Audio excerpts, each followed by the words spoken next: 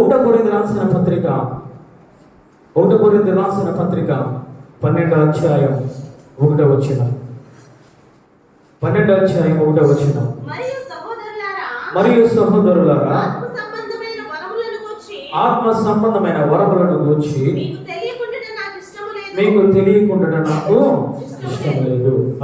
ఎన్ని ఉన్నాయా అనంటే 9 వరాలు పరిశుద్ధాత్మ దేవుడు ఈ గ్రంథంలో రాయించడం జరిగింది. ఈ 9 కూడా ఒకేసారి చెప్పడానికి అవ్వదు కాబట్టి వారానికి 2 చొప్పున పరిశుద్ధాత్మ దేవుడు మనల్ని నడిపించును గాక. ఈ 2 చొప్పున మనము ధ్యానించుకుంటూ వెళ్ళి ఎప్పుడైతే మనోహర పండుగలు 3వ తారీఖున జరుగుతూ ఉన్నాయో ఆ మనోహర పండుగలను ఉపవాసం ఉండి ఆయన అడగాలి. ఆయన అడిగి ఈ 9 వరాలు నువ్వు నేను పొందుకోవాలి. దేవాతి దేవుని యొక్క ఉద్దేశ్యం అది. ఈ కృపావరము ఎవరు పొందుకుంటారు?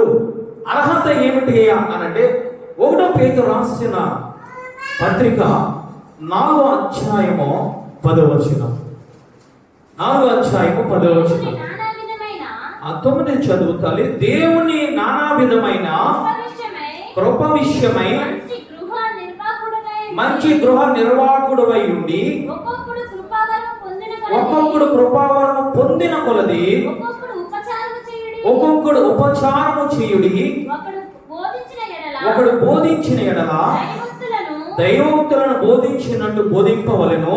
ఒకడు ఉపచారము చేసిన ఎడల దేవుడు అనుగ్రహించు సామర్థ్యము కొలది చేయవలెను. ఇందువలన దేవుడు అన్నిటిలోనూ యేసుక్రీస్తు ద్వారా మహిమ పరచబడును. హల్లెలూయా. ఎవరు పొందుకుంటారయ్యా ఈ కృపావరం అంటే? ఆయన మాట్లాడుతూ ఉన్నాడు, నువ్వు మంచి గృహ నిర్వాహకుడుగా ఉండాలి. మొదటి పాయింట్, నీ కుటుంబానికి మంచి గృహ నిర్వాహకుడిగా ఉండాలి. నీ భర్తకు, నీ భార్యకు, అంతేకాదు నీ పిల్లలకు, నీ సంఘానికి మంచి వ్యక్తిత్వం కలిగి ఉండాలి. మంచి ప్రార్థన పరులుగా ఉండాలి. మంచి వాక్యములో ధ్యానించే విధముగా ఉండాలి. మంచి గృహ నిర్వాహకుడుగా మంచి విశ్వాసము, యథార్థత, నమ్మకము నువ్వు కలిగి ఉండాలి. హల్లెలూయా. ఆయన మాట్లాడుతూ ఉన్నారు, మీ కృపావరాలు పొందాలి అంటే మొట్టమొదట మంచి గృహ నిర్వాహకుడుగా నువ్వు ఉండాలి. రెండవదిగా ఆయన మాట్లాడుతూ ఉన్నారు ఏమిటనంటే నువ్వు బోధించే వ్యక్తిగా ఉండాలి. అంటే నువ్వు రక్షణ పొందావు, నువ్వు బాప్తిసము తీసుకున్నావు, ఆయన రక్తధారలో కడగబడ్డావు. కాబట్టి నీవు మంచి గృహ నిర్వాహకుడమై ఉండడమే కాదు, రక్షణ లేని వారికి రక్షణ కోసం నువ్వు బోధించాలి. మూడవదిగా ఆయన మాట్లాడుతూ ఉన్నారు ఏమిటనంటే ఉపచారము చెయ్యాలి. ఉపచారం అంటే పరిచర్య చేయాలి. నీ సంఘానికి పరిచర్య చేయాలి. అంటే పరిచర్య చేయడం అని అంటే ఇదిగో బోధించడము, వాక్యము తెలియని వారికి వాక్యాన్ని బోధించడము, రక్షణ వస్త్రం లేని వారికి రక్షణ వస్త్రం కోసం బోధించడము. అంతేకాదు ఇదిగో వారికి నువ్వు ఉపచారం చేయాలి, వారి కోసం నువ్వు ప్రార్థన చేయాలి. అది ఉపచారము. ఆ విధంగా నువ్వు ఉపచారం చేస్తూ ఉంటే, నువ్వు పరిచర్య చేస్తూ ఉంటే, నువ్వు బోధిస్తూ ఉంటే మంచి గృహ నిర్వాహకుడుగా నువ్వు ఆయనకి కనిపిస్తూ ఉంటావు. ఏమి బోధించాలి అంటే దేవోక్తి బోధించినట్లు, అంటే దేవుని కోసం నువ్వు బోధించాలి. తండ్రి, కుమార, పరిశుద్ధాత్మ దేవుని కోసం బోధించాలి. కానీ నీ సొంత మాటలు అందులో ఉండడానికి వీలులే, కల్పించే కథలు ఉండడానికి వీలులే, పెట్ట కథలు ఉండడానికి వీలులే. దేవాది దేవుడు ఎందుకు వచ్చాడు, ఎందుకు చనిపోయాడు, ఎందుకు మళ్ళా ఏదో తండ్రి దగ్గరికి వెళ్ళిపోయాడు, మళ్ళా రెండవ రకంలో ఎందుకు వస్తాడని చెప్పి దేవోక్తులు అంటే దేవుని కోసం నువ్వు బోధిస్తూ ఉన్నా. ఉపచారం అంటూ ఉన్నా అంటే నీ శక్తి కొలది కూడా ఉపచారము చేయగలిగి ఉండాలి. నీ శక్తి కొలది ఉపవాసం ఉంటూ ఉండాలి. నీ శక్తి కొలది కన్నీరు కారుస్తూ ఉండాలి. నీ శక్తి కొలది నువ్వు ప్రార్థన గడుపుతూ ఉండాలి. దానిని ఏమంటారంటే మంచి గృహ నిర్వాహకుడు. ఆయనంటూ ఉన్నారు మంచి గృహ నిర్వాహకుడుగా ఉంటే ఆయనంటూ ఉన్నారు సామర్థ్యము కొలది నేను మీకు ఇస్తూ ఉంటాను. ఆ కృపావరం మీకు ఇస్తూ ఉంటాను.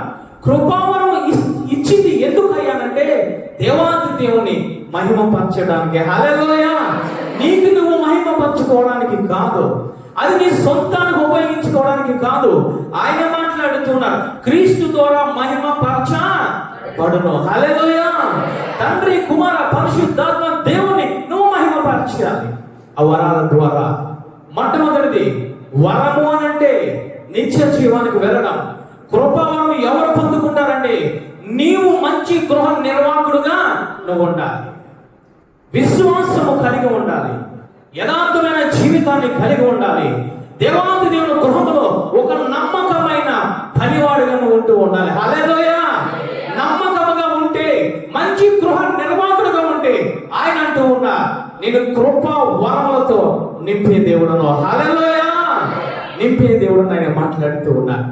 ఈరోజు కృపావరం నాకు కావాలని నువ్వు ఆలోచిస్తూ ఉన్నావు.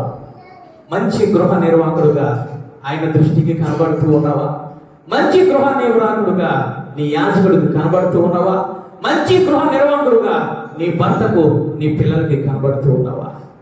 నువ్వు కనబడితే ఆయన అంటూ ఉన్నా, శక్తి కొలది కృపావరాలతో నేను నింపే దేవుడును. అలాగే కృపావరాలు ఎవరిస్తారయ్యా అనంటే 1 కొరింథీయులకు రాసిన పత్రిక 12వ అధ్యాయం 4వ వచనం.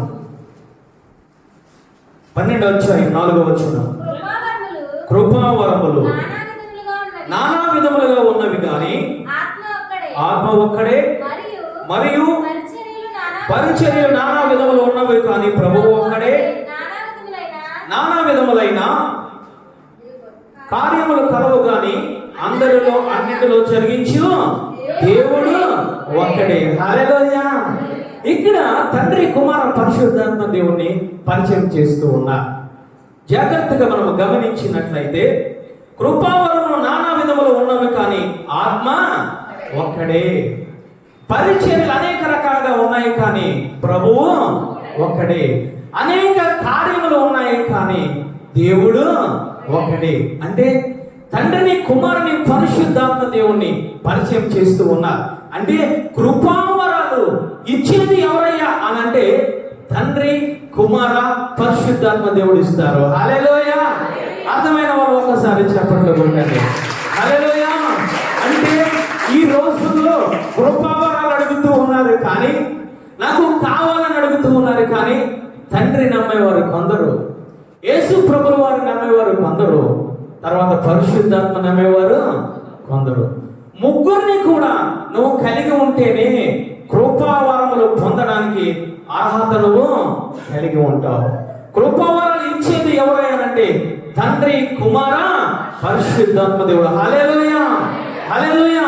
అంటే దాని అర్థం ఏమిటో తెలుసా? ఒకటి, నువ్వు కృపావరాలు నువ్వు పొందాలనంటే మొట్టమొదటి రక్షణ కలిగి ఉండాలి, రక్షణ వస్త్రం నువ్వు కలిగి ఉండాలి, నువ్వు పరిశుద్ధమైన జీవితాన్ని కలిగి ఉండాలి, సంపూర్ణమైన విశ్వాసము కలిగి ఉండాలి, యథార్థమైన జీవితాన్ని కలిగి ఉండాలి. కలిగి ఉండి ఆయన నువ్వు ఎల్లప్పుడూ కూడా ఆరాధించే వ్యక్తిగా ఉండాలి. రెండవదిగా ఏమిటయ్యానంటే ఆత్మను పొందుకొని ఉండాలి. హల్లెలూయా. ఆత్మ పొందకుండా వరాలు లేవు. ఆత్మను పొందకుండా, పరిశుద్ధాత్మ శక్తి నీలో లేకుండా వరాల కోసం అడగడము అది అసమర్థత. అసమర్థత అయిన ఆ యొక్క ప్రార్థన అది.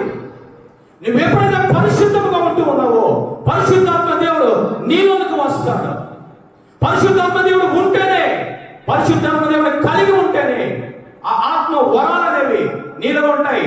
అందుకే కొరింథీ పత్రికలో ఆయన మాట్లాడుతున్నాడు, వరాలు అని రాయబడలేదు, ఆత్మ వరములు. హల్లెలూయా. ఆత్మ వరములవి. అందుకే పరిశుద్ధాత్మ దేవుడు రాయిస్తూ ఉన్నాడు. ఈ 9 వరాలు ముందు కూడా ఏమి ఉన్నది తెలుసా? ఆత్మ వలన బుద్ధివాక్యము, ఆత్మ వలన జ్ఞానవాక్యము, ఆత్మ వలన విశ్వాసము, ఆత్మ వలన వివేచన, ఆత్మ వలన అనివాస్యులు, ఆత్మ వలన ఇదిగో అనివాస్యులకు చెప్పే అర్థము అని రాయబడి ఉంది. హల్లెలూయా. ఇంటికి వెళ్ళి జాగ్రత్తగా చదవండి. పరిశుద్ధాత్మను పొందుకోకుండా, పరిశుద్ధాత్మ నీలో లేకుండా, పరిశుద్ధాత్మ శక్తి నీలో లేకుండా వరములు రావు, వరములు పొందుకోలేవు. అందుకే పదే సార్లు పరిశుద్ధాత్మ దేవుడు ఇక్కడ ఉండి బోధించేది ఏంటో తెలుసా? పరిశుద్ధాత్మను పొందుకోండి, పరిశుద్ధాత్మను పొందుకోండి, పరిశుద్ధాత్మ శక్తిని పొందుకోండి. యేసయ్య కూడా మాట్లాడేది అదే. మీరు కనిపెట్టండి, పంపిస్తా. వాక్యము సెలవిస్తూ ఉంది, లేఖనాలు సెలవిస్తూ ఉన్నాయి. ఇది ఆత్మ లేనివాడు నావాడు కాదు, ఆయన వాడు నువ్వు కావు. ఆయన వాడు కాకపోతే ఆయన వరాన్ని నువ్వు నేను ఏ విధముగా పొందుకుంటా, ఏ విధంగా మనము ప్రార్థన చేస్తూ ఉన్నాం. మూడవదిగా యెహోవా దేవుణ్ణి నువ్వు కలిగి ఉండాలి. హల్లెలూయా. అంటే ఏ విధముగా తెలుసా, నువ్వు తండ్రిని, కుమారుని, పరిశుద్ధాత్మని ముగ్గురిని కూడా నువ్వు కలిగి ఉంటే ఆయన ఆత్మవరములతో నింపే దేవుడు. నువ్వు పొందుకునే దానివి, పొందుకునేవాడివి, పొందుకునే విశ్వాసి అర్హత కలిగి ఉండాలి. ఏమిటయ్యా అర్హత అంటే, రక్షణ వస్త్రం నీ దగ్గర ఉండాలి, పరిశుద్ధాత్మను నువ్వు పొందుకొని ఉండాలి, యెహోవా దేవుని కోసము నువ్వు తెలుసుకొని ఉండాలి. హల్లెలూయా. అందుకే ఆయన మాట్లాడుతూ ఉన్నాడు, ఆత్మ ఒక్కడే, పరిచర్య చేసేది ఒక్కడే, కార్యములు జరిగించేది ఒక్కడే. ఆ ఒక్కడే ముగ్గురుగా ఉన్నారు, ముగ్గురు ఒక్కలై ఉన్నారు. హల్లెలూయా. ఆ ముగ్గురు నువ్వు కలిగి ఉంటే ఆత్మ వరములు దేవాది దేవుడు నీకు ఇచ్చే దేవుడు. సిద్ధపడండి తల్లి, సిద్ధపడండి. మనోహరమైన పండుగల్లో ఏదో ఒక వరం నాకు కావాలని చెప్పి మీరు కన్నీరు కాల్చండి, ఉపవాసం ఉండండి. అవసరమైతే ఇదిగో ఆ 3 రోజులు కూడా ఉపవాసం ఉండి ఆయన అడగండి తల్లి, ఆయన అడగండి. రకరకములైన మనం అడుగుతూ ఉన్నాం, రకరకములైన ఈ లోకాలకు సంబంధించి అడుగుతూ ఉన్నాం. మనం ఆయన అంటూ ఉన్నారు, మొదట నా నీతిని, రాజ్యాన్ని వెతకండి, తర్వాత ఇవన్నీ నేను మీకు ఇస్తానని మాట్లాడుతూ ఉన్నాడు. ఈరోజు ఆత్మ వరముల కోసం అడగండి.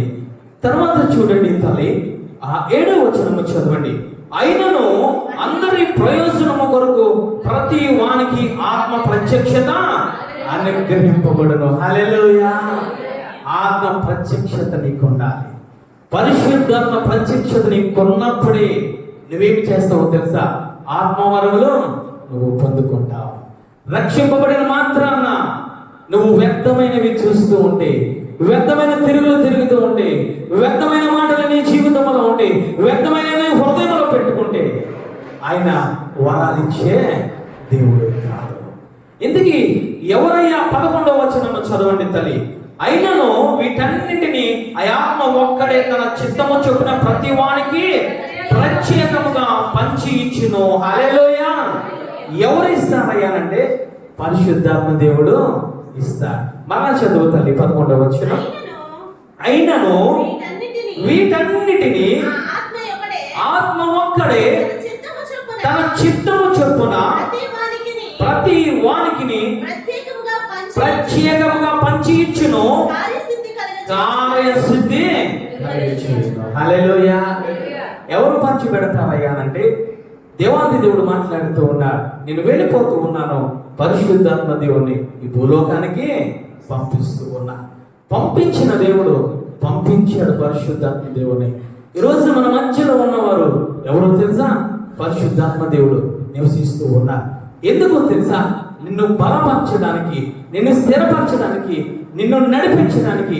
ఏ విధంగా తెలుసా, వరములనిచ్చి నడిపించడానికి. హల్లెలూయా.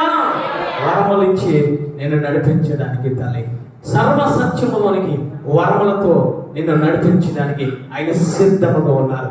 ఇప్పుడు భూమి మీద నివసిస్తూ ఉన్నారు. ఆయన దగ్గర ఏమున్నాయి తెలుసా, ఆత్మ వరములు ఉంటూ ఉన్నాయి.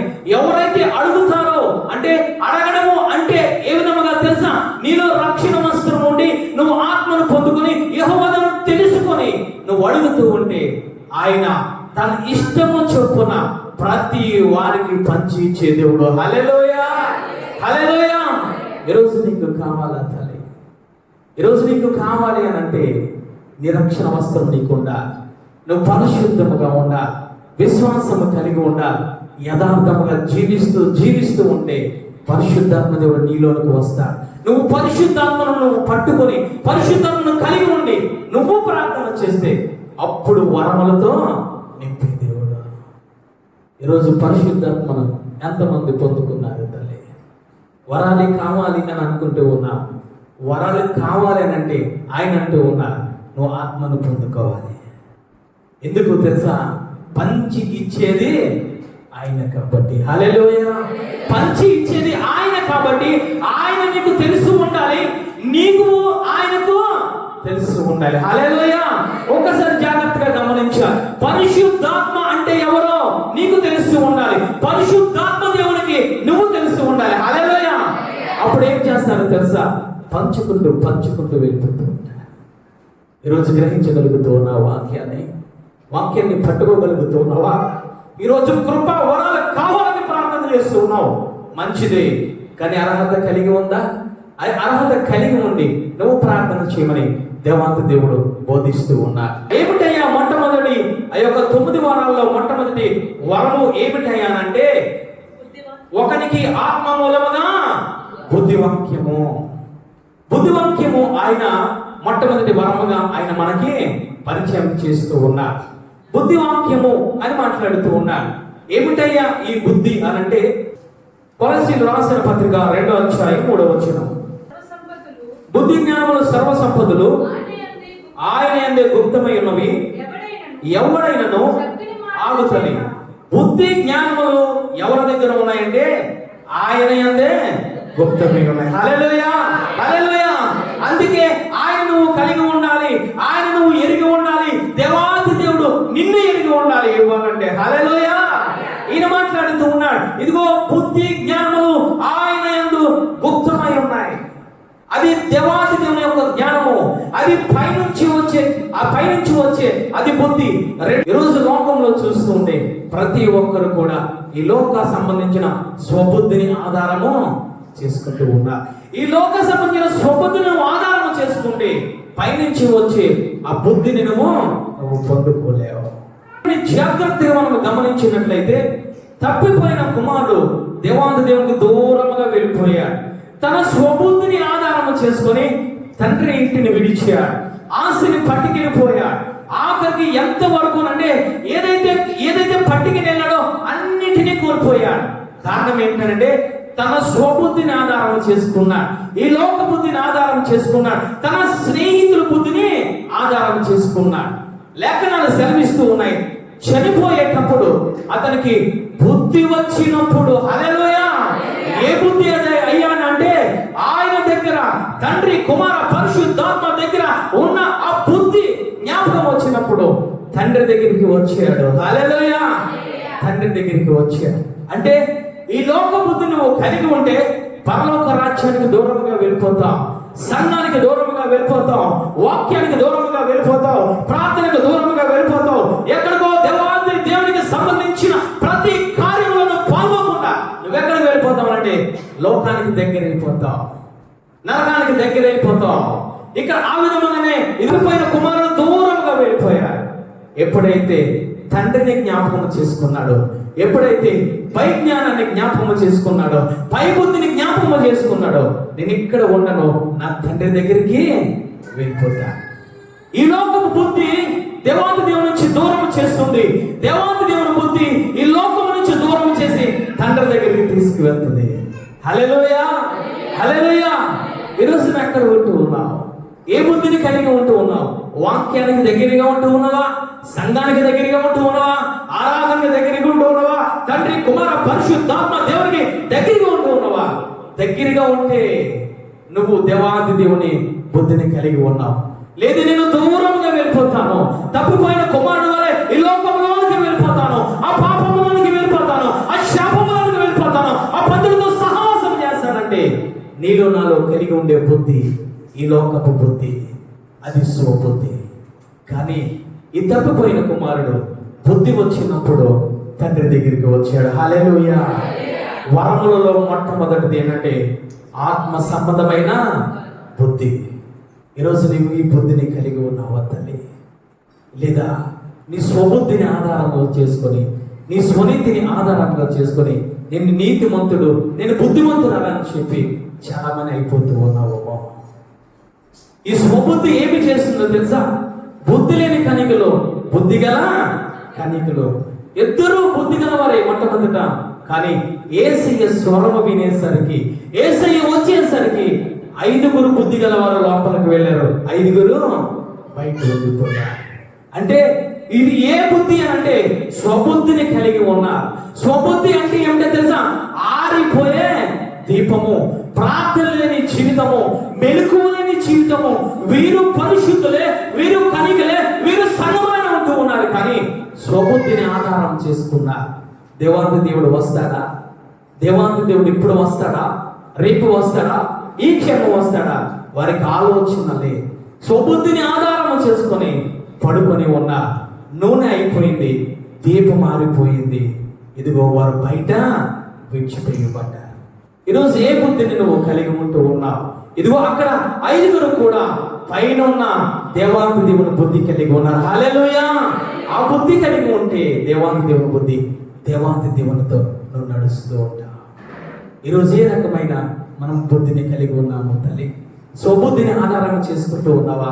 లేదా దేవాది దేవుని ఆ యొక్క ఆత్మ వరములో మొట్టమొదటిది ఆ బుద్ధి వాక్యాన్ని నువ్వు ఆధారం చేసుకుంటూ ఉన్నావా? దీనిని ఆధారము మనము చేసుకుంటూ ఉన్నాం. ఈరోజు సామెత గ్రంథకర్త మాట్లాడుతూ ఉన్నాడు, నీ స్వబుద్ధిని ఆధారం చేసుకొనక ఆయన యందు నమ్మిక ఉంచు. హల్లెలూయా! ఆయన యందు నమ్మిక ఉంచాలి. ఆయన సంబంధించిన ఆత్మ వరములలో మొట్టమొదటి బుద్ధి వాక్యమును పొందుకోవాలనంటే ఆయన యందు నువ్వు నమ్మిక ఉంచాలి. అందుకే దేవాది దేవుడు మాట్లాడుతూ ఉన్నాడు. మత్తయి సువార్త 7వ అధ్యాయము 24వ వచనం. మత్తయి సువార్త 7వ అధ్యాయం 24వ వచనం. కాబట్టి ఈ నా మాటలు విని వాటి చొప్పున చేయు ప్రతి వాడును బండ మీద తన ఇల్లును కట్టుకొనిన బుద్ధిమంతుని పోలియుండును. హల్లెలూయా! ఈ నా మాటలు విని దాని ప్రకారంగా చేయువాడు బుద్ధిమంతుడు. ఈరోజు మనం ఏమి చేస్తూ ఉన్నాం అంటే వింటూ ఉన్నాము, చాలా చక్కగా వింటూ ఉన్నాం. కానీ దాని ప్రకారముగా చెయ్యమంటే ఎవరు ముందుకు రావడం లేదు. దాని ప్రకారంగా నడవమంటే ఎవరు వినిపించుకోవడం లేదు.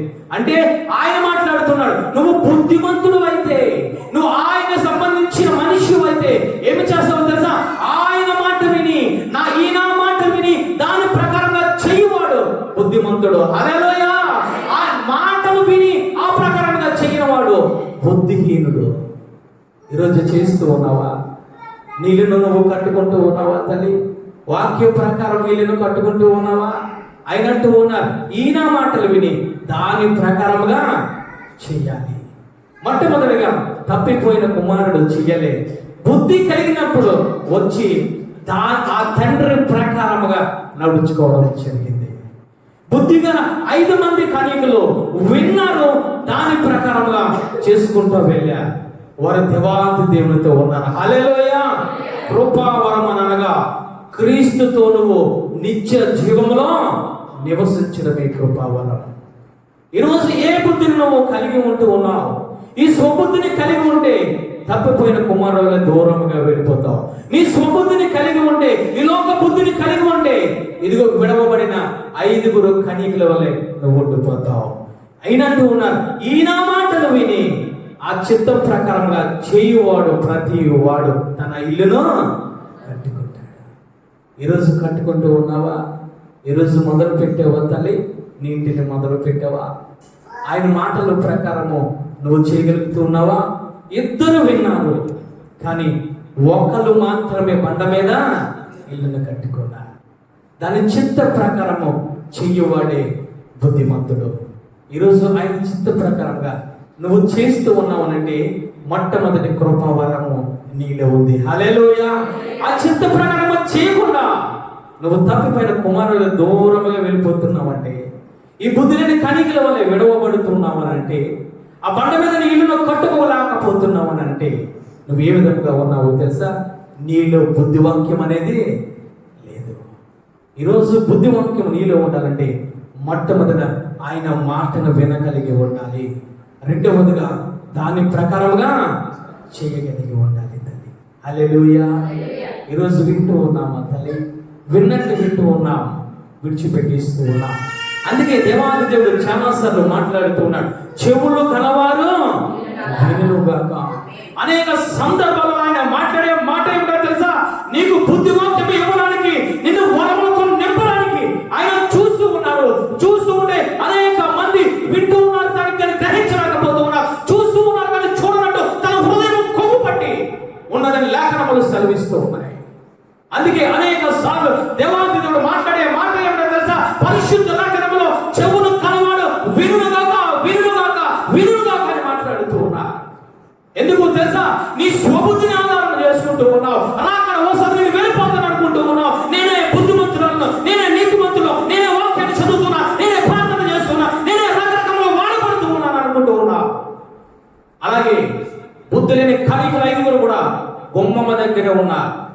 కానీ వారిలో దీపం లేదు, వారిలో నూనె లేదు, వారిలో మెలుగు లేని స్థితి. కారణం ఏమిటో తెలుసా? స్వబుద్ధిని ఆధారం చేసుకుని బుద్ధిగల కణికల వలె చలనం అయిపోయారు. యేసయ్య స్వరం వచ్చేటప్పటికి, యేసయ్య పిలిచేటప్పటికి. ఈరోజు ఏ బుద్ధిని నువ్వు కలిగి ఉన్నావు? పరిశుద్ధాత్మ దేవుడు నీకు ప్రశ్న వేస్తూ ఉన్నాడు. మొట్టమొదటిది ఏమిటయ్యానంటే, వరములలో మొట్టమొదటి వరము ఆత్మలో బుద్ధి, వాక్యము. హల్లెలూయా! ఈ వాక్యము ఉంటే నువ్వు ఉపవాసం ఉంటావు. ఈ వాక్యాన్ని నువ్వు గ్రహించినట్లయితే, నీకు ఆత్మీయ చెవులు ఉంటే, రాబోయే మనోహర పండుగలో 3 రోజుల ఉపవాసము నీ కన్నీరుతో ఫలాలను పొందుకుంటావు. హల్లెలూయా! వరాలను పొందుకుంటావు. చెవులు గలవాడు వినుగాక. దేవాది దేవుని బుద్ధి నిన్ను దేవాది దేవునితో నడిపిస్తూ ఉంది. ఈ లోక బుద్ధి నిన్ను నరకానికి నడిపిస్తూ ఉంది. ఆత్మ వరములలో మొట్టమొదటిది బుద్ధి, వాక్యము. హల్లెలూయా! అదందరికీ మనకి దేవాది దేవుడు అనుగ్రహించినగాక. రెండవదిగా ఏమిటయ్యా అనంటే ఆయన మాట్లాడుతూ ఉన్నారు. చదవండి తల్లి. 1 కొరింథీయులకు రాసిన పత్రిక 12వ అధ్యాయము 8వ వచనం. మరి ఒకనికి ఆత్మను అనుసరించిన జ్ఞానవాక్యమును. హల్లెలూయా! రెండవది ఏమిటనంటే, మొట్టమొదటిది బుద్ధి వాక్యము, రెండవ వరం ఏమిటనంటే జ్ఞానము, వాక్యము. ఎప్పుడైనా మనము సొలొమోను గారి లాగా మనం అడిగేమా? దేవాది దేవుడు చూస్తూ ఉన్నాడు. ఎప్పుడైనా ఇదిగో పరలోక సంబంధించిన ఆశీర్వాదం అడుగుతావా? పరలోక సంబంధించిన జ్ఞానాన్ని అడుగుతావా? పరలోక సంబంధించిన బుద్ధివాక్యాన్ని అడుగుతావా అని చూస్తూ ఉన్నాడు. ఇదిగో అదే విధముగా దేవాది దేవుడు సొలొమోనుకు ప్రత్యక్షమైతే ఆయన మాట్లాడుతున్నాడు, అయ్యా నాకు నీ జ్ఞానము నాకు కావాలి. దేవాది దేవుడు అంటూ ఉన్నాడు, ఇదిగో నా జ్ఞానాన్ని అడిగేవు కాబట్టి ఈ భూమి మీద ఉన్న సర్వ సంపదలు నీయే. హల్లెలూయా! హల్లెలూయా! ఈరోజు దేవాది దేవుని అడుగు, అయ్యా నాకు మంచి జ్ఞానము కావాలి ప్రభువా. ఇదిగో అయ్యా నాకు నీ బుద్ధి జ్ఞానము నాకు కావాలి. ఆ పరలోక సంబంధించిన జ్ఞానము నాకు కావాలని అడగండి తల్లి. హల్లెలూయా! ఈరోజు జ్ఞానము కూడా 2 రకాలుగా ఉన్నాయి. ఒకటి పరలోక సంబంధించిన జ్ఞానము. అందుకే కొలస్సీయులకు రాసిన పత్రికలో ఆయన మాట్లాడుతూ ఉన్నాడు, బుద్ధియు జ్ఞానమును గుప్తమై ఉన్నాయి. హల్లెలూయా! అంటే జ్ఞానము కూడా ఎక్కడ ఉన్నాయి అంటే యేసయ్య దగ్గర ఉంది, తండ్రి కుమార పరిశుద్ధాత్మ దగ్గర ఉన్నాయి. అది నువ్వు ఏమి చేయాలంటే అది పొందుకోవడానికి నువ్వు అడగాలి, తీయదు. కానీ యాకోబు పత్రికలో మాట్లాడుతూ ఉన్నాడు, ఇహలోక సంబంధించిన జ్ఞానము కూడా ఉంది, ఈ ప్రకృతి సంబంధించిన జ్ఞానము కూడా ఉంది. ఈ ప్రకృతి సంబంధించిన జ్ఞానమును ఏమంటారంటే ఈ లోక సంబంధించిన జ్ఞానము అది దెయ్యాలకు సంబంధించిన జ్ఞానం. అది ఈరోజు చాలా మంది ఈ లోక జ్ఞానానికి సంబంధించిన కలిగి ఉంటూ ఉన్నారు. ఈ లోక జ్ఞానానికి సంబంధించిన విద్యాభ్యాసాలు చేస్తూ ఉన్నారు. కానీ పైలోక సంబంధించిన జ్ఞానాన్ని ఎవరము అడగడం లేదు. అయినంటూ ఉన్నారు. ఒకటి పరలోక సంబంధించిన జ్ఞానము, రెండవదిగా ఈ లోక సంబంధించిన జ్ఞానము. ఈ లోక సంబంధించిన జ్ఞానాన్ని ప్రకృతి సంబంధమైన జ్ఞానము ఆయన సెలవిస్తూ ఉన్నా. ఈరోజు ఏ జ్ఞానాన్ని కలిగి ఉన్నావు? దేవాది దేవుని జ్ఞానాన్ని కలిగి ఉండే దేవాది దేవుణ్ణి అడుగుతావు. ఈ ఏ జ్ఞానాన్ని మనము కలిగి ఉన్నాము తల్లి? ఈరోజు మనము ఎక్కడికి మనము పరిగెడుతూ ఉన్నాం? జాగ్రత్తగా గమనించినట్లయితే తీయదు. కానీ సామెతల గ్రంథము 14వ వచనంలో ఆయన మాట్లాడుతూ ఉన్నారు, జ్ఞానవంతురాలు తన ఇల్లును కట్టుకొనును. అంటే ఈరోజు మనం అర్థం చేసుకుంటూ ఉన్నాం, జ్ఞానవంతురాలు ఇల్లు కట్టుకోవడం అంటే ఈ లోక సంబంధించిన గృహం అనుకుంటూ ఉన్నాం, ఈ లోక సంబంధించిన బిల్డింగ్లు అనుకుంటూ ఉన్నాం, ఈ లోక సంబంధించిన ఆస్తి పాస్తులు అనుకుంటూ ఉన్నాం, ఈ లోక సంబంధించిన కుటుంబం మనం అనుకుంటూ ఉన్నాం. కానీ దేవాది దేవుడు అంటూ ఉన్నాడు, జ్ఞానవంతురాలు తన ఇల్లును కట్టుకొనును, 3 రాళ్ళు తిరిగి వేసుకొనును. ఈ లోక జ్ఞానము కలిగి ఉంటే ఆయన దృష్టికి నువ్వు 3 రాళ్ళుగా కనిపిస్తూ ఉన్నావు. నీ గృహాన్ని ఆత్మ సంబంధించిన ఆ గృహాన్ని నువ్వు కట్టుకోకుండా ఏమి చేస్తున్నావు తెలుసా? దాన్ని కొద్ది కొద్దిగా నువ్వు పాడు చేసుకుంటూ వస్తూ ఉన్నావు. అదే దేవాది దేవుని జ్ఞానాన్ని కలిగి ఉంటే నీ ఇంటిని కట్టుకుంటావు. మొట్టమొదట నీ ఆత్మీయ జీవితాన్ని కట్టుకుంటావు. రెండవదిగా నీ భర్త యొక్క జీవితాన్ని కడతావు, నీ పిల్లల జీవితాన్ని కడతావు, నీ గృహాన్ని నీ ఇంటిని కట్టుకుంటావు. హల్లెలూయా! ఈరోజు దేవాది దేవునికి సంబంధించిన జ్ఞానము నీలో లేకపోతే నీ భర్తను నువ్వు పాడు చేస్తావు. నీ ప్రవర్తన ద్వారా, నీ మాటల ద్వారా, నీ క్రియల ద్వారా. నీ పిల్లలను నువ్వు పాడు చేస్తావు, నీకు నువ్వు పాడు చేసుకుంటావు, నీ రక్త సంబంధాలను నువ్వు పాడు చేస్తావు. అందుకే ఆయన మాట్లాడుతూ ఉన్నాడు, పైనుంచి వచ్చే జ్ఞానం వల్ల జ్ఞానవంతురాలు తన ఇల్లును కట్టుకొనును, మూడు రాళ్ళు తన ఇల్లును తిరిగి వేసుకొనును. ఈరోజు నీ గృహాన్ని కట్టుకుంటూ ఉన్నావా జ్ఞానము కలిగి? లేదా ఈలోక సంబంధించిన జ్ఞానాన్ని అనుసరిస్తూ నీ గృహాన్ని తిరిగి వేసుకుంటూ ఉన్నాము? రెండవ యొక్క వరం ఏమిటనంటే ఆయన అంటూ ఉన్నారు, జ్ఞాన వాక్యము. హల్లెలూయా! ఈ జ్ఞాన వాక్యము కలిగి ఉంది రహాబు. రహాబు అంటూ ఉంది, అయ్యా నా ఇంటిని నేను కాపాడుకోవాలి అయ్యా. నేనేమి చేయాలి? మొట్టమొదటి నా ఇంటిని నేను కాపాడుకోవాలి, తర్వాత నా రక్త సముద్రాన్ని నేను కాపాడుకోవాలి, తర్వాత నా అన్నతో నా యొక్క తల్లిదండ్రుల ఇల్లుని నేను కాపాడుకోవాలి. ఆమె ఇల్లు కట్టుకుంది. ఏ జ్ఞానమో తెలుసా? పైనుంచి వచ్చే జ్ఞానము. హల్లెలూయా! మొట్టమొదట ఆమె కలిగి ఉన్న జ్ఞానము ఏదో ఒక సంబంధించిన జ్ఞానాన్ని కలిగి ఉంది. అనేక కుటుంబాన్ని పాడు చేసింది, అనేక బిడ్డలను పాడు చేసింది. కానీ దేవాది దేవుని యొక్క జ్ఞానం ఎప్పుడైతే తెలుసుకుందో, ఎప్పుడైతే విన్నదో, ఆమె మాట్లాడుతోంది, నా గృహాన్ని నేను కట్టుకోవాలి, నా తల్లిదండ్రుల గృహాన్ని నేను కట్టాలి, ఇదిగో నా రక్త సముద్ర గృహాన్ని నేను కట్టాలి. ఈరోజు ఎటువంటి యొక్క జ్ఞానాన్ని నువ్వు కలిగి ఉన్నావు తల్లి? దేవాది జ్ఞానము లేక అననీయ సప్పేరా గృహాన్ని పాడు చేసుకున్నా. ఈరోజు ఏ జ్ఞానాన్ని నువ్వు కలిగి ఉన్నావు? ఏదో ఒక సంబంధ జ్ఞానము కలిగి ఉంటే ఉన్న గృహాన్ని పాడు చేసుకుంటే జాగ్రత్త. దేవాది దేవుని వాక్యాన్ని, ఆ దేవాది దేవుని జ్ఞానాన్ని కలిగి ఉంటే పడిపోయిన గృహాన్ని నువ్వు కట్టుకుంటావు. హల్లెలూయా! ఏ జ్ఞానముతో నువ్వు ఉంటూ ఉన్నావు తల్లి? ఏ జ్ఞానం అనుసరించి నడుస్తూ ఉన్నావు? ఏ జ్ఞానాన్ని అనుసరించి కాలం వైపుకు నువ్వు ప్రయాణం చేస్తూ ఉన్నావు? అంతేకాదు, ఆయనంటూ ఉన్నారు, మూడులు లేదా మూడు రాళ్ళు తన ఇంటిని పాడు చేసుకున్నాను. ఎవరు పాడు చేసుకున్నారో తెలుసా? ఈ లోక జ్ఞానాన్ని అనుసరించాడు. మొట్టమొదటి సౌలు మహారాజు ఈ ప్రజల యొక్క జ్ఞానాన్ని తన జ్ఞానంగా ఎంచుకొని దేవుని యొక్క జ్ఞానాన్ని పక్కన పెట్టాడు. దేవాది దేవుని యొక్క వాక్యాన్ని పక్కన పెట్టాడు. దేవాది దేవుని యొక్క ఆ యొక్క వాక్యాన్ని పక్కన పెట్టి ఈ లోక జ్ఞానం ప్రకారంగా నడవడం వల్ల ఏమి జరిగిందో తెలుసా? సింహాసనాన్ని పాడు చేసుకున్నాడు, తన గృహాన్ని పాడు చేసుకున్నాడు. ఇంకా ఒక అడుగుకు ముందుకు వేసి దెయ్యాల జ్ఞానం దగ్గరికి వెళ్ళాడు, దురాత్మల దగ్గరికి వెళ్ళాడు, చెడుపు చెలల దగ్గరికి వెళ్ళాడు. వెళ్ళిన కారణంగా మరణాన్ని తెచ్చుకున్నాడు. అంటే జాగ్రత్తగా గమనించినట్లయితే ఇదిగో ఈ లోక జ్ఞానాన్ని నువ్వు ఈ లోక జ్ఞానం ప్రకారంగా నువ్వు నడిస్తే నీ గృహం పాడైపోతుంది, నీ ఆత్మీయ జీవితం పాడైపోతుంది. ఇంకా నువ్వు అది నువ్వు తెలుసుకోకుండా ఇంకా నువ్వు ముందుకు వెళితే, దురాత్మల జ్ఞానం దగ్గరికి పరిగెట్టుకుని వెళ్తే నీ యొక్క జీవితాన్ని కూడా నువ్వు మరణించే స్థితిలోనికి వెళ్ళిపోతావు. జాగ్రత్త. దేవాతి దేవుడు మాట్లాడుతూ ఉన్నా.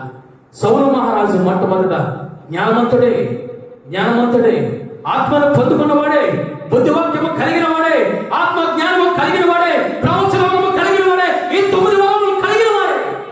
కానీ చివరికి వచ్చేటప్పటికి ఇదిగో బుద్ధివాక్యము అతని జీవితంలో లేదు, రెండవదిగా జ్ఞానవాక్యం అతని జీవితంలో లేదు. లేని కారణంగా జరిగేది ఏమిటో తెలుసా? ఈ లోక జ్ఞానము, ఈ యొక్క ప్రకృతి సంబంధమైన జ్ఞానము, ఈ లోక సాహిత్యానికి సంబంధించిన జ్ఞానము అతను ఏర్పడి చేయడం వల్ల జరిగేది సింహాసనాన్ని పోగొట్టుకున్నాడు, తన గృహాన్ని పోగొట్టుకున్నాడు, తన రాజరికాన్ని పోగొట్టుకున్నాడు, తన వస్త్రాన్ని పోగొట్టుకున్నాడు. ఇంకొక అడుగుకు ముందుకు వేసి దురాత్మల దగ్గరికి వెళ్ళాడు. దురాత్మను ఆశ్రయించడం వల్ల మరణమును కోరి తెచ్చుకున్నాడు.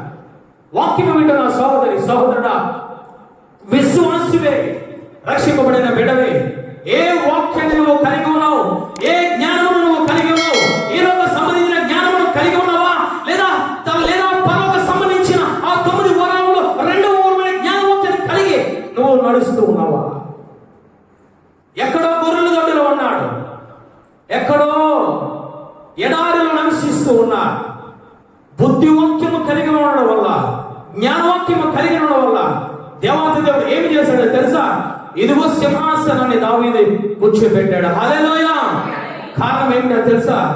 జ్ఞానవాక్యము, బుద్ధివాక్యము. ఈ రోజు నువ్వు ఏ వాక్యాన్ని కలిగి ఉంటూ ఉన్నావు? ఈ లోకము బుద్ధి, ఈ లోక జ్ఞానము కలిగి ఉంటే దేవాది దేవుని దగ్గర నుంచి నువ్వేమి పొందగలవు, కానీ నీకున్నాయన్ని నువ్వు కోల్పోతావు. దేవాది దేవుని జ్ఞానము, దేవాది దేవుని బుద్ధి దేవాతి దేవుడు నీకు అన్ని ఇచ్చే దేవుడు. హల్లెలూయా, హల్లెలూయా. ఈరోజు ఈ జ్ఞానాన్ని నువ్వు కలిగి ఉన్నావు. యాకోబు పత్రిక 1:5 మీలో ఎవరికైనాను జ్ఞానము కొదువుగా ఉన్నడలా అతడు దేవునిని అడగవలెను, అప్పుడు ఆయన అనుగ్రహింపబడెను. ఆయనని ఎవరిని గద్దింపక అందరికి ధారాళముగా దయచేయను. హల్లెలూయా, హల్లెలూయా. ఆయన దగ్గరికి నువ్వు వచ్చి కన్నీరు కలిస్తే, ఆయన నువ్వు అడిగితే నాకు బుద్ధి కావాలి, జ్ఞానము కావాలని నువ్వు అడిగితే నేను దగ్గరగా తీసుకొచ్చి గద్దించకుండా ప్రేమించి ధారాళముగా దయచేసే దేవుడు. హల్లెలూయా, హల్లెలూయా. ఆయన మాట్లాడుతూ ఉన్నాడు, బుద్ధి జ్ఞానములో నా యందు గుప్తమై ఉన్నాయి. హల్లెలూయా, నా యందు గుప్తమై ఉన్నాయి. ఆ బుద్ధి వాక్యాన్ని, ఆ జ్ఞాన వాక్యాన్ని, ఆ వరములలో మొట్టమొదటి ఆ యొక్క వరమైన ఇదిగో బుద్ధి వాక్యమును, రెండవదిగా వరమైన జ్ఞాన వాక్యమును నువ్వు పొందుకోవాలి అని అంటే ఏమి చేయాలి తెలుసా? తండ్రిని, కుమారుని, పరిశుద్ధాత్మను కలిగి ఉంటూ యథార్థమైన జీవితం కలిగి ఉంటూ, విశ్వాసము కలిగి ఉండాలి, కలిగి ఉంటూ పరిశుద్ధమైన జీవితం కలిగి ఉండి నువ్వు ఆయనను అడిగితే ఈ 9 వరాలతో నింపే దేవుడైనా. ఈరోజు నీకు వరాలు కావాలని ఎంతో ఆశ కలిగి ఉన్నావు. మంచిదే తల్లి, మంచిదే. కానీ అర్హత నువ్వు కలిగి ఉన్నావా? అర్హత కలిగి లేకపోతే నాకు అర్హత ఇవ్వమని ప్రార్థన చేసుకుందాం. అందరూ లేచి ప్రార్థన చేసుకుందాము. తల్లి, ఆయన అంటూ ఉన్నారు, ఇదిగో నా శక్తి కొలది, ఇదిగో నేను పంచి పెడుతూ ఉన్నా, ఇదిగో నా బలము కొలది నేను పంచి పెడుతూ ఉన్నా, ఇదిగో నా వరములతో నింపడానికి ఇదిగో నేను మీ మధ్య ఉన్నానని పరిశుద్ధాత్మ దేవుడు మాట్లాడుతూ ఉన్నాడు. తల్లి, ఏమని అడుగుతున్నావు? దేనిని వెతుకుతూ ఉన్నావు? తల్లి, ఈలోక సంబంధించిన జ్ఞానాన్న, ఈలోక సంబంధించిన బుద్ధిని నువ్వు అడుగుతున్నావా? లేదా పరలోక సంబంధించిన జ్ఞానాన్ని, లేదా పరలోక సంబంధించిన ఆ యొక్క జ్ఞానమును, బుద్ధిని ఆ 9 వరాల్లో అయ్యా నాకు ఇదిగో మొదటి వరము కావాలి, అయ్యా నాకు ఈ 2వ వరము కావాలని అడుగుతూ ఉన్నావు. అయ్యో, ఎవరైతే నన్ను అడుగుతూ ఉన్నారో వారిని నేను గద్దింపను, వారిని ప్రేమించి నేను హక్కును చేర్చుకొని ఇదిగో వారికి ధారాళముగా ఇచ్చే దేవుడును. ఇదిగో వారు అడిగిన వాటిని కంటే, ఊహించే వాటిని కంటే ఇదిగో అధికమైన మేలులతో, అధికమైన వరములతో నేను నింపే దేవుడని ఆయన మాట్లాడుతూ ఉన్నాడు. తల్లి, ఈరోజు ఆయన అడుగు. తల్లి, ఆయన అడుగు. ఎందుకు వ్యర్థమైన వాటిని అడుగుతూ ఉన్నావు? ఎందుకు ఈ భూలోక సంబంధించినవన్నీ నువ్వు అడుగుతూ ఉన్నావు? నీ ఇంటిని నువ్వు కట్టుకోవాలనంటే, ఇదిగో నీ గృహాన్ని నువ్వు కట్టుకోవాలనంటే, నీ భర్త నువ్వు బాగుపడాలంటే, నీ పిల్లలు ప్రయోజనకరంగా ఉండాలనంటే, నువ్వు నిత్య రాజ్యంలో నీ కుటుంబం అంతా ఆయన పాద సన్నిధిలో కనబడాలనంటే నువ్వు అడుగు. తల్లి, నువ్వు అడుగు.